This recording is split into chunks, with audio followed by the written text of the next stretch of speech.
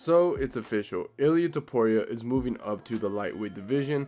Pretty much Dana White confirmed it, which means that the featherweight division is moving on without him. Now, whether he's going straight into a fight with Islam Makhachev or someone else at 155, that's the big question.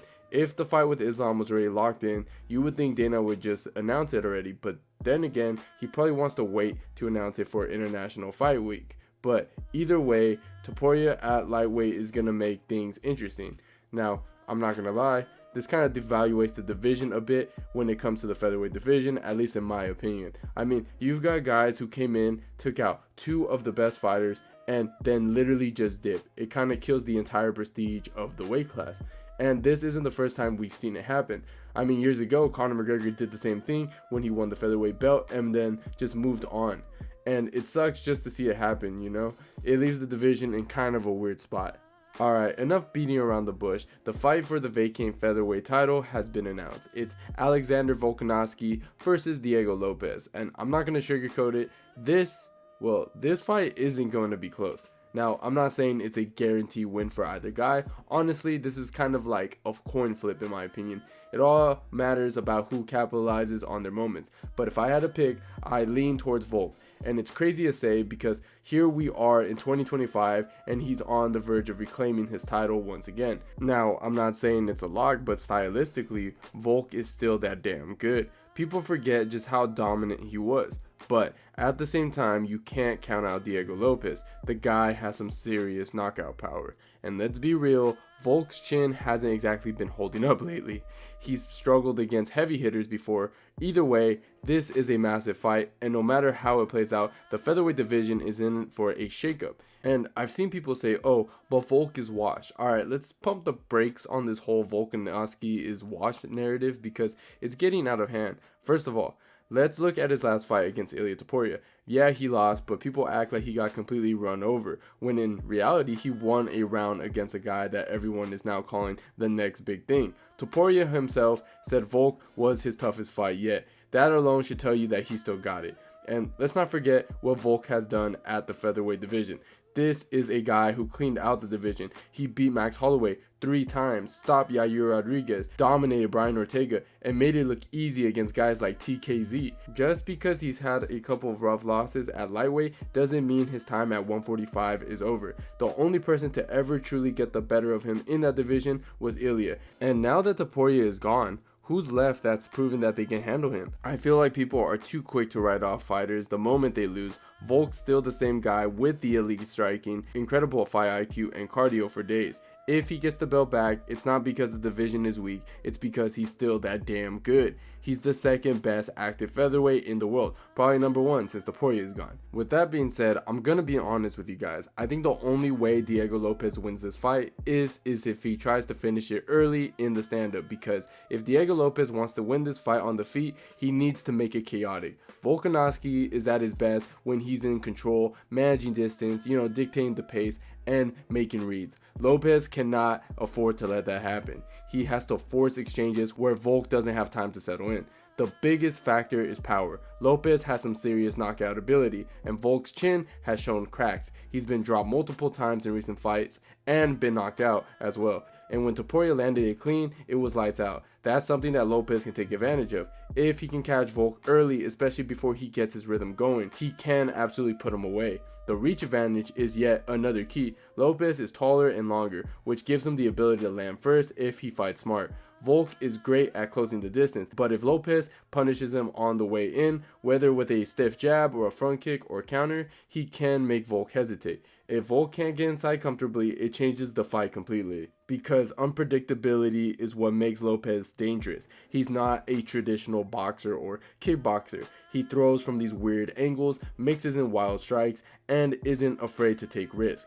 Volk is great at reading opponents and adjusting, but Lopez's style makes it harder to get consistently read. If Lopez keeps him guessing, he'll have more of a chance to land something big. But what matters the most is pacing. Pacing is going to matter. Volk is a master at dragging opponents into deep waters and breaks them down over 5 rounds. Lopez can't afford to let that happen. He needs to come out aggressive, keep Volk on the back foot, and take risk early. If he lets Volk settle in, it's gonna get tougher as the fight goes on. But if he sets the tone from the jump and makes it ugly, he gives himself a real shot at pulling off the upset.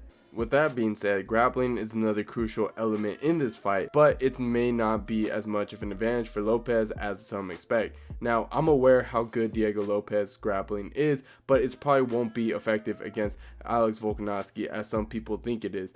I get it's Lopez has a slick submission game, and when he gets guys in a scramble, he's dangerous. He's got these weird long limbs, he's creative, and he knows how to find opportunities to grab a neck or snatch the arm. But here's the thing, Volkanovski has faced some of the best grapplers in the sport and walked unscathed. The idea that Lopez is going to come in and just outwork Volk on the ground, now that's a stretch in my opinion. First off, let's talk about Volk's submission defense. People forget that Brian Ortega had him in one of the most nastiest guillotine we've ever seen. I mean, that was the kind of choke where for a split second you were thinking, oh, it's over for Volk. And somehow he survived. Not only did he survive, but he escaped. Immediately started putting a beat down on Ortega. That wasn't just luck, that was Volk understanding how to stay composed and how to breathe, how to create just enough space to survive and then make the right moves at the right time. Most guys go to sleep in that position. Volk didn't. That tells you everything you need to know about his ability to deal with high-level submission threats. And then there's the wrestling side of things. Volk is insanely hard to take down. His base is ridiculously strong, and his low center of gravity makes it a nightmare for guys to get underneath him and drive him down to the mat. A lot of these people do not give him enough credit to his rugby background, but that sport built Volk into an absolute tank.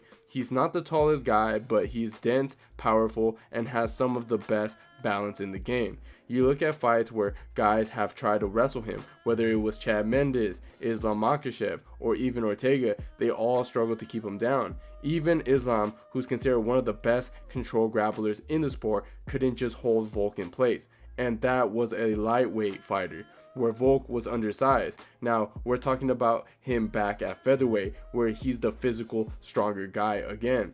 The other thing is Volk's ability to dictate the pace of the fight. He doesn't just let guys just move forward and set up their wrestling. He's consistently pressuring, feinting, and attacking, and keeps opponents on their back foot.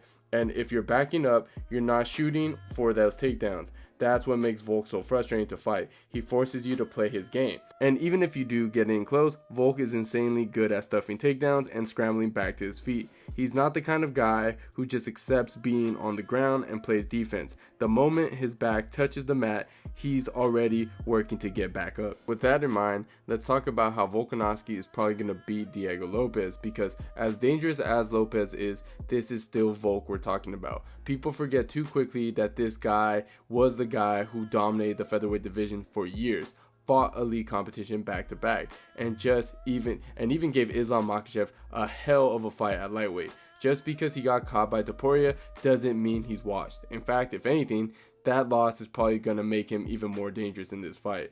The first and the most obvious reason why Volk is the favorite is his experience and fight IQ. He's been in championship level fights for years. He's fought 5-round fights multiple times against elite fighters like Max Holloway, Brian Ortega, Yair Rodriguez, and Islam Makhachev. He's known for how to manage a fight, how to pace himself, and how to make adjustments on the fly. Lopez, on the other hand, has never been in a 5-round fight. He's explosive, he's exciting, but he's still relatively unproven in deep waters. If this fight goes past 2 or 3 rounds, Volk is going to take over. Then there's the striking matchup where Lopez is the most dangerous, but also where Volk is the most skilled. Lopez has the knockout power, no doubt about it, but Volk isn't just going to stand there and trade wild shots with him. His striking is built on volume, pressure, and precision. He's never fight in straight lines, never stayed in one spot for too long, and never let his opponents get comfortable.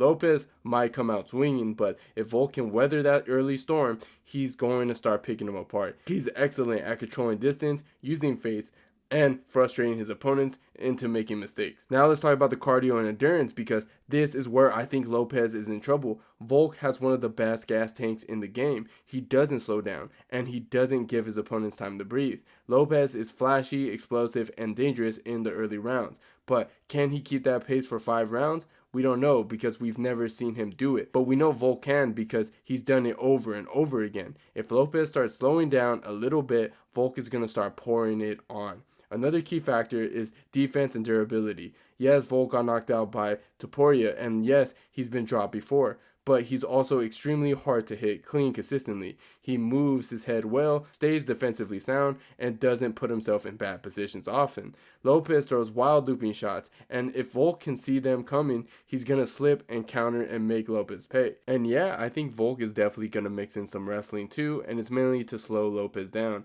We've seen Lopez start fast and dangerous, but he doesn't have an endless gas tank. He slows down in the fight before. Volk is too smart to just stand and trade with a fresh Lopez for 5 rounds, so don't be surprised if he times takedowns just to make Lopez work. Force him to carry his weight and then tax that cardio. It's not about trying to outgrapple Lopez, it's about control. If he can wear him down early by round 3, 4, and 5, he'll be picking him apart on the feet against a much more sluggish version of Lopez. So how does this fight actually play out? Lopez is probably going to come out aggressive, looking to land something big early. That's his best shot at winning, catching Volk clean in the first couple of rounds before he settles in. But if that doesn't happen, Volk is going to start taking over. He's going to start chipping away with his leg kicks and landing clean shots, avoid those big power strikes, and drag Lopez into deep waters. And a big part of that, like I mentioned earlier, is the wrestling. Volk knows Lopez doesn't have this endless gas tank, and we've seen him slow down before. Expect him to mix in takedowns, force scrambles, and make Lopez work harder than he wants to. By the 4th or 5th round, Lopez is going to look exhausted, and that's when Volk will either cruise to a dominant decision or a late finish. This fight really just comes down to one question. Can Lopez catch Volk early? If not, Volk is going to pick him apart and remind everyone why he rules the division for so long.